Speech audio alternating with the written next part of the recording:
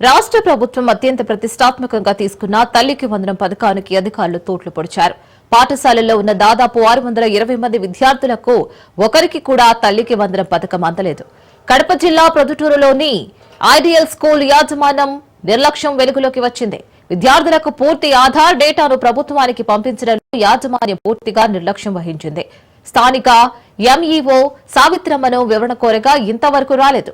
భవిష్యత్తులో ఇలాంటి తప్పు మరోసారి జరగదని స్కూల్ యాజమాన్యం వివరణ ఇచ్చింది.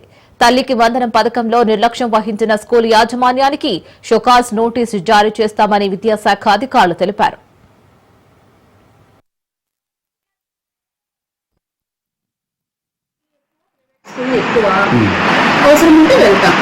మీరు 8 ఏళ్ళ సమయం అంతా మీ పొద్దుటూరులో ఎంఈఓగా పనిచేయబట్టి ఎన్నిసార్లు ఐడియల్ స్కూల్లో తనిఖీ చేశారు?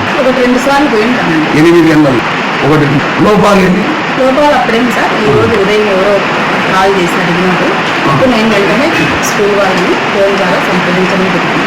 అప్పుడే వాళ్ళు కూడా వచ్చిపోయినారు.